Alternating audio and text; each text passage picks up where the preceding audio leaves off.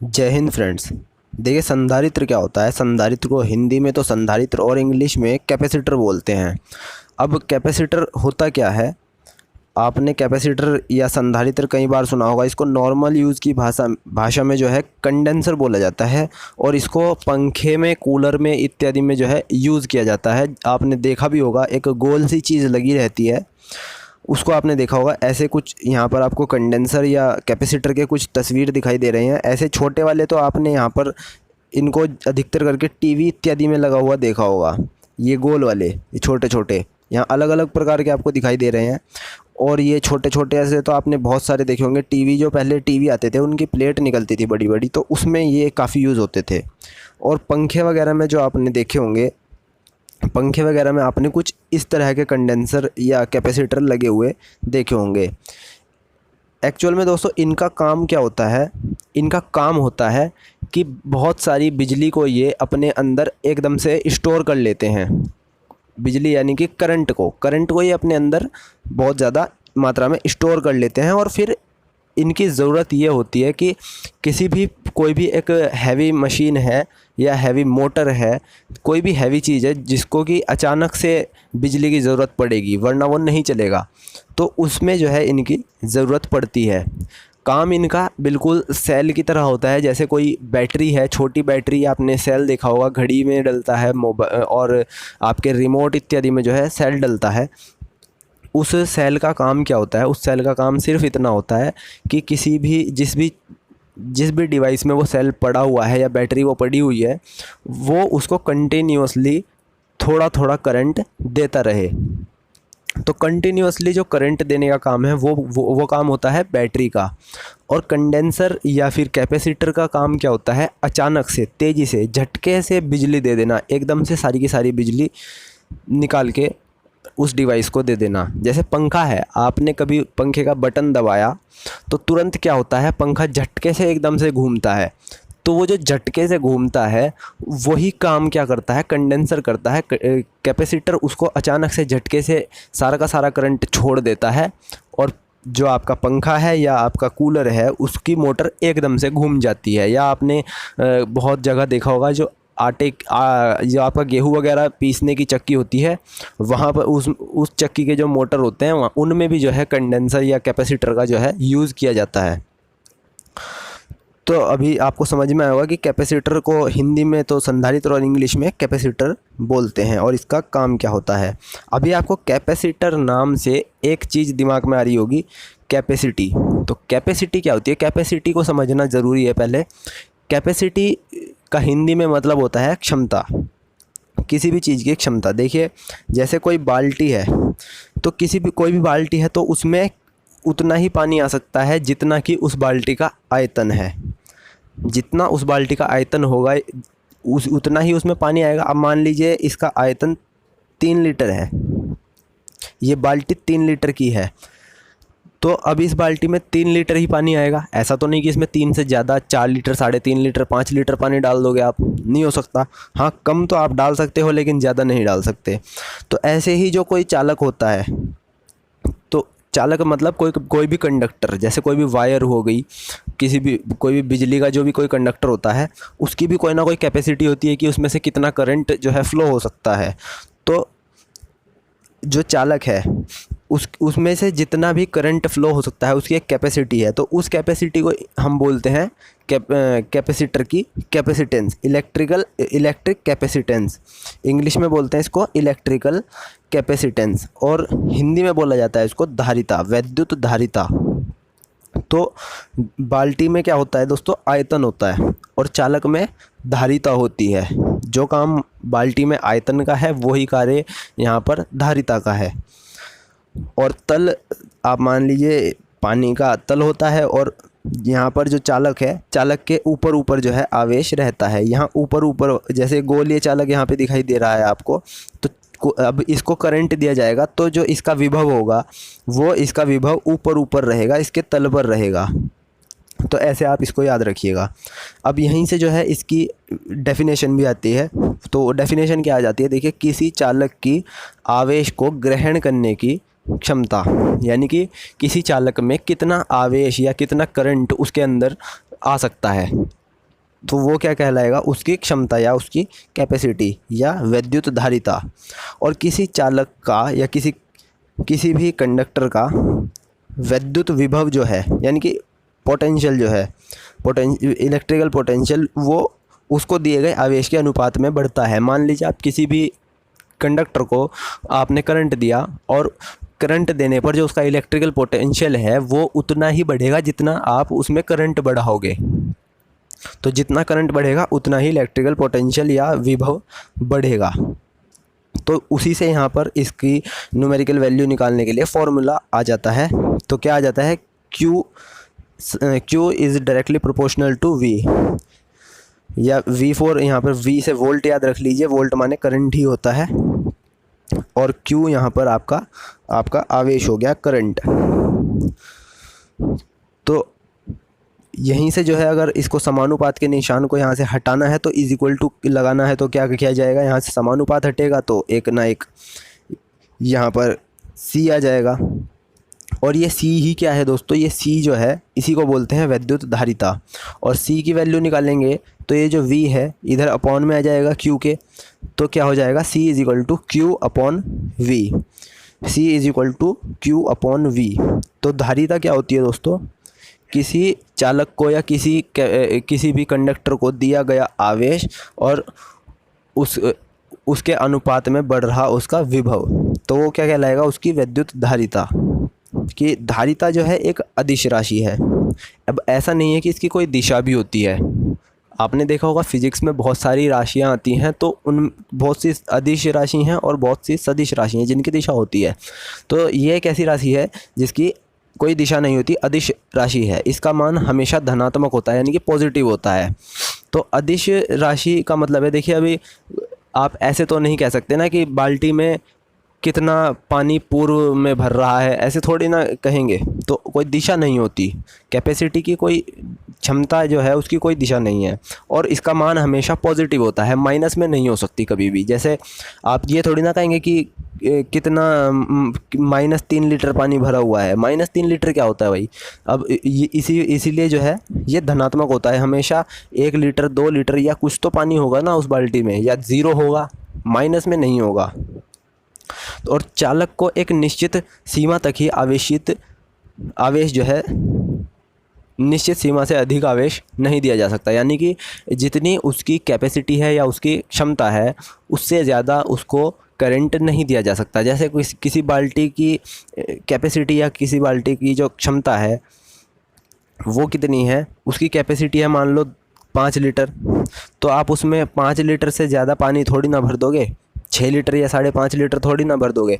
5 से कम तो आप कर सकते हो, लेकिन 5 से ज़्यादा नहीं कर सकते। तो ऐसे ही किसी भी चालक की जितनी कैपेसिटी है कि ये चालक इतना आवेश जो है, इतने कूलाम आवेश अपने अंदर कर सकता है या इतना आवेश अपने अंदर रख सकता है, उससे ज़्यादा वो उसको आप आवेश नहीं दे सकते या उसको आवेशित नहीं किया जा सकता है एक सीमा से ज़्यादा।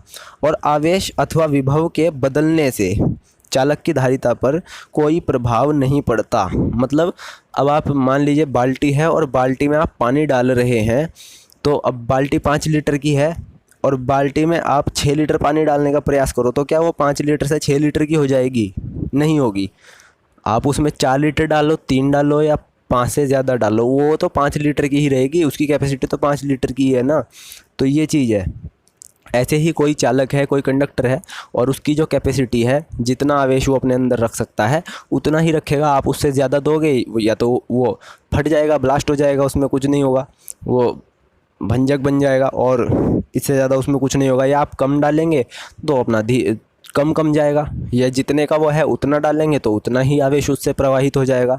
तो अब यहीं पर अगर आप फॉर्मूला देख रहे हैं तो C is equal to Q upon V है, C is equal to Q upon V। तो अब C is equal to Q upon V, इस हिसाब से अगर आप यहाँ पे इसकी जो मात्रक है वो निकालते हैं तो Q, ये तो आपका कूलाम हो गया, कूलाम, और V हो गया आपका वोल्ट, तो कूलाम प्रति वोल्ट हो जाएगा। और इस कूलाम प्रति वोल्ट को ही हम क्या बोलते हैं? फैरड। फैरड। तो दोस्तों ये फैरड होता है, इसको F से तो जो है हम डिनोट करते हैं, कैपिटल F से। अब देखिए यहाँ पर कूलाम जो है, कूलाम अपने आप में आवेश का एक बहुत बड़ा मात्रक है। जब कूलाम आवेश का बहुत बड़ा मात्रक है और Q/V से ही जो है फैराड आया है, तो जब कूलाम बड़ा मात्रक है तो फैराड भी काफ़ी बड़ा मात्रक होगा। तो इसीलिए नॉर्मल भाषा में क्या यूज़ किया जाता है, या हम नॉर्मल जो पढ़ते हैं उस पढ़ने की भाषा में हम यहाँ पर फैराड को यूज़ में नहीं लेते हैं, या न्यूमेरिकल वगैरह करते हैं तो वहाँ पे फैराड को यूज़ में नहीं लेते, वहाँ पर माइक्रो फैराड को यूज़ में लेते हैं। और माइक्रो फैराड को दोस्तों प्रदर्शित किया जाता है म्यू और ये एफ, माइक्रो फैराड या फिर पीको फैराड, छोटा पी बनाएंगे और एफ पीको फैराड। और इसकी वैल्यू निकालने के लिए मान लीजिए आपको फैराड में वैल्यू दी है कि इतने फैराड का जो है धारिता है, तो आप उसको माइक्रो फैराड में कैसे बदलेंगे, उसको आप 10⁻⁻6 से गुना करेंगे तो आपका माइक्रो फैराड में आ जाएगा, और 10⁻12 से मल्टीप्लाई कर देंगे तो किस में आ जाएगा, पीको फैराड में। तो याद रखेंगे माइक्रो फैराड और पीको फैराड में हम यहाँ पर इसको जो है हम इसका मात्रक यूज़ करते हैं। अब जैसा कि मैंने आपको बताया कि कैपेसिटर की ज़रूरत हमें इसलिए पड़ी क्योंकि हमें बड़े बड़े मोटर हो गए, बड़े बड़े हैवी मोटर्स हो गए, या कोई भी बड़ा उपकरण हो गया बिजली का, उसको चलाना है तो हमें झटके से अचानक से बिजली चाहिए। और अचानक से बिजली चाहिए तो इसके लिए हमें क्या चाहिएगा कि जिसमें कि हम बहुत ज़्यादा बिजली स्टोर करके रख सके, बहुत सारा करंट चाहिएगा। तो बहुत सारा करंट स्टोर होना चाहिए ना हमारे पास अचानक से। अब आप एकदम से कोई बटन दबाएं और बिजली चलाएं तो बहुत सारा करंट एकदम से नहीं आ सकता, करंट तो उतना ही आएगा ना जितना कि उस वायर में चल रहा है। तो बहुत सारा करंट चाहिए, तो उसके लिए हमें कैपेसिटर की ज़रूरत पड़ी। और कैपेसिटर की भी क्या ज़्यादा होनी चाहिए, कैपेसिटी, तभी उसमें ज़्यादा करंट स्टोर होगा। समझ रहे हैं ना बात को आप। तो ज़्यादा करंट स्टोर करने के लिए उसकी कैपेसिटी ज़्यादा होनी चाहिए। तो देखिए अब कैपेसिटी ज़्यादा कैसे होगी, उसका सिद्धांत क्या है कैपेसिटर का, वो यहाँ पर हम पढ़ने वाले हैं, वो यहाँ पर हम समझेंगे। तो इस सिद्धांत को समझिएगा। सबसे पहले आप देखिए कि इसका फॉर्मूला क्या है। जैसा कि मैंने आपको अभी पीछे बताया, तो फॉर्मूला क्या था, C = Q/V। तो अब आप यहाँ पर देखिए कि अगर आवेश जितना बढ़ेगा, आवेश को कैपेसिटी हम अगर ज़्यादा होगी तभी आवेश बढ़ेगा, यानी कि हमें क्यू यानी कि आवेश ही तो हमें ज़्यादा चाहिए, करंट ही तो हमें ज़्यादा चाहिए। अब हमें ये ज़्यादा चाहिए तो ये C भी ज़्यादा होना चाहिए, जाहिर सी बात है। Q ज़्यादा चाहिए तो C ज़्यादा होना चाहिए। और C कब बढ़ेगा, जब V कम होगा, क्योंकि यहाँ पे आप देखें ये व्युत्क्रमानुपाती है, दोनों आपस में क्या है, व्युत्क्रमानुपाती हैं। C = Q/V। तो V के व्युत्क्रमानुपाती है तो V कम होगा तो C ऑटोमेटिकली बढ़ जाएगा। तो अब हम क्या करते हैं, यहाँ पर V को कम करते हैं। तो V को कम कैसे करते हैं, देखिए क्या करेंगे हम यहाँ पर। अब यहाँ पर आपको दो चीज़ें दिखाई दे रही होंगी, दो छड़ें, एक ये वाली छड़, एक B वाली छड़, एक A वाली छड़ और एक B वाली छड़। अब जो A छड़ है इसको हमने यहाँ से करंट दिया या आवेश दिया, तो तुरंत यहाँ पर कुछ पॉजिटिव आवेश जो है उत्पन्न हो गया इस प्लेट के इस वाले सिरे पर। अब जो ये पॉजिटिव आवेश उत्पन्न हुआ, ये आवेश ऑटोमेटिकली जो है कम हो जाता है। कब, जब हम यहाँ एक दूसरी धातु की छड़ रख देते हैं जिसको हमने नाम दिया है B। अब हम जैसे ही B को यहाँ पर रखते हैं तो होता क्या है कि इसका विभव कम हो जाता है। देखिए यहाँ पर आप देख पा रहे हो, तो ये एक पुराने टाइम के वोल्ट मीटर टाइप होते हैं। जैसे अभी तो वोल्ट मीटर आ गया है, उसमें तो आपको मीटर में दिखाई दे जाता है कितने वोल्ट का करंट जा रहा है या पास हो रहा है। तो ये इसको क्या बोलते थे दोस्तों, इसको बोलते थे स्वर्णपत्र विद्युतदर्शी।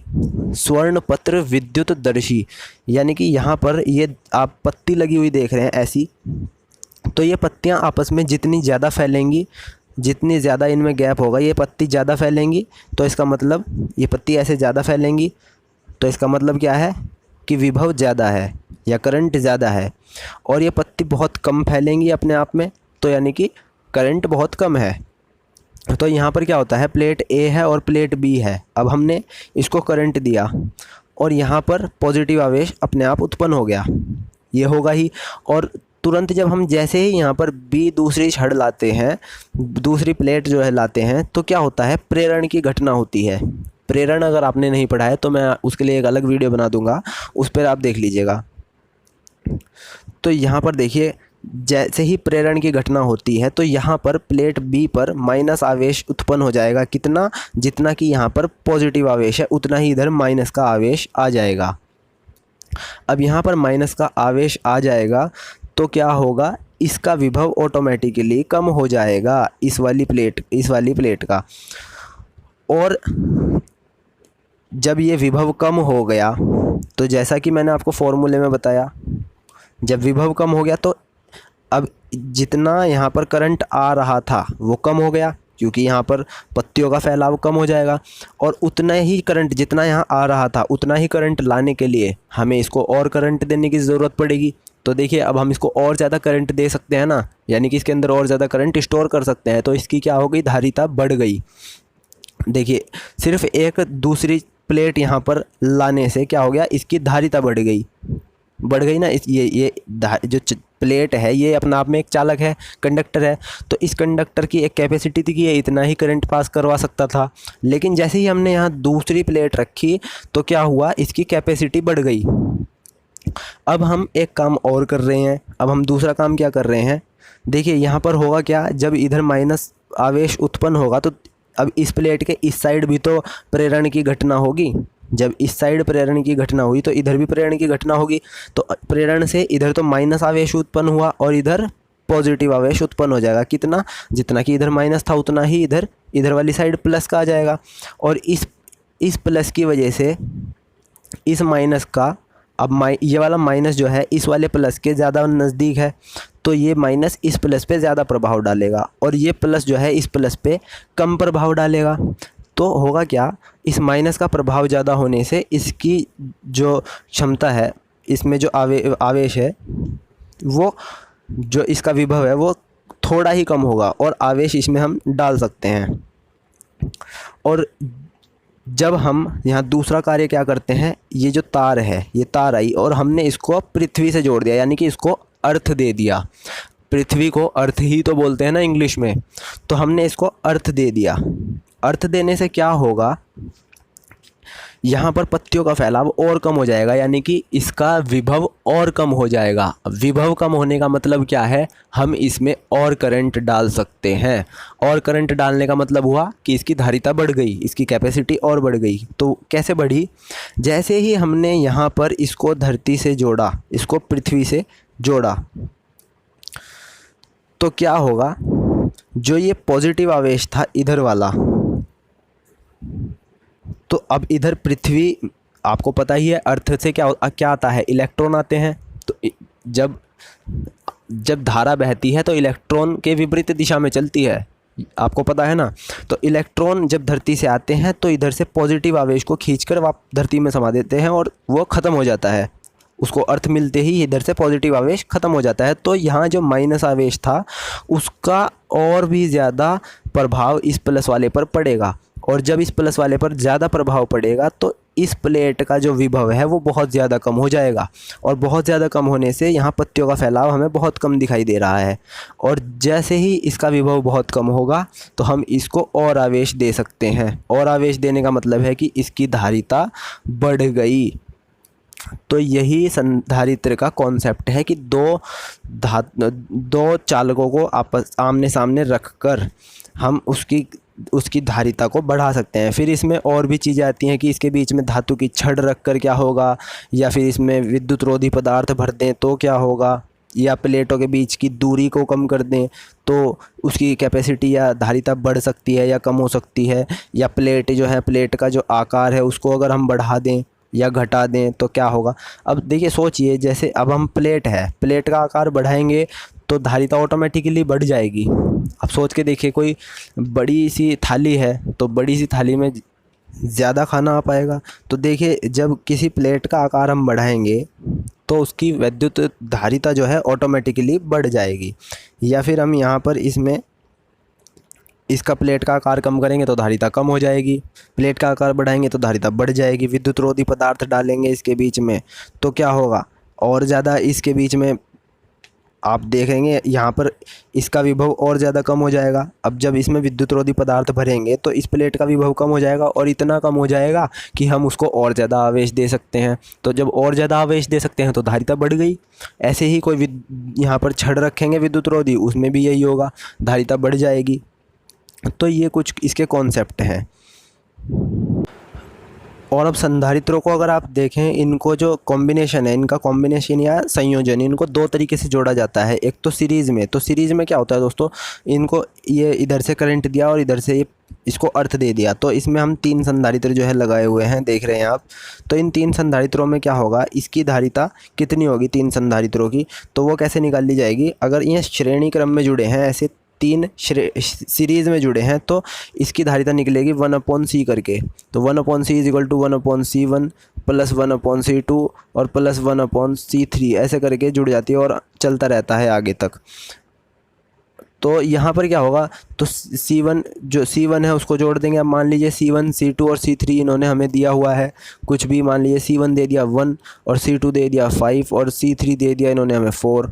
तो हम कैसे जोड़ेंगे, 1/c कैसे निकलेगा, तो 1/C1 की वैल्यू 1 प्लस 1/C2 की वैल्यू 5 और प्लस C3 हो गया 1/C3 कितना हो गया 4। तो इनको ऐसे जोड़ देंगे LCM लेकर, तो उसकी वैल्यू निकालेंगे और फिर जो भी आएगा लास्ट में उसको पलट देंगे। तो मान लीजिए लास्ट में आ गया 1/4 आ जाता है। तो अब इधर से 1/c है तो c का वैल्यू चाहिए, तो c का वैल्यू क्या हो जाएगा, इसको पलट देंगे यहाँ पर, ये ऊपर चला जाएगा। तो c इज इक्वल टू कितना आ जाएगा 4 या माइक्रोफैरड या जो भी कुछ उन्होंने दिया हुआ है आपको, वहाँ पे आप वैल्यू रख सकते हैं। ऐसे ही यहाँ पर एक पैरेलल उसमें आ जाता है यहाँ पर ये, तो समानांतर क्रम इसको बोलते हैं। समांतर क्रम में क्या होता है, इसको सीधा जोड़ देते हैं। c is equal to C1 plus C2 plus C3 और एंड सो ऑन चलता रहेगा। तो आप यहाँ पर इसको डायरेक्ट जोड़ देते हैं। तो यहाँ पर क्या होगा, जैसे मान लीजिए इसमें हमको दे दिया C1 की वैल्यू दे दिया 3, C2 की वैल्यू दे दिया 3 और C3 की वैल्यू भी दे दिया 3। तो यहाँ पर क्या हो जाएगा, C1 C2 और C3 को लगातार जोड़ देंगे तो 3 और 3 6 और 3 9 आ जाएगा। C की वैल्यू क्या आ जाएगी 9। तो आई होप कि आपको कैपेसिटर या संधारित्र, या अगर आप नॉर्मल भाषा में कंडेंसर बोल रहे हैं, तो आपको समझ में आ गया हो। Thanks for watching. तो मैं मिलता हूँ आपसे अगले किसी वीडियो में, अगले टॉपिक में। अगर आपको कोई भी टॉपिक जो है फिजिक्स का या जीके का, जीएस का, इंडियन पॉलिटी का, हिस्ट्री का, किसी भी विषय का आपको कोई टॉपिक समझ में नहीं आ रहा है या आपको कोई विषय आपको समझना है, तो आप मेरे को कमेंट में बॉक्स में जो है बता सकते हैं। मैं आपको उस पर एक प्रॉपर वीडियो दे दूँगा। चैनल को सब्सक्राइब ज़रूर कीजिएगा और बेल आइकन को प्रेस ज़रूर कीजिएगा, जिससे आपको वीडियो का नोटिफिकेशन तुरंत मिल जाए। और वीडियो को शेयर ज़रूर कीजिएगा, लाइक और शेयर ज़रूर कीजिएगा। Thanks for watching. मिलता हूँ आपसे अगले वीडियो में।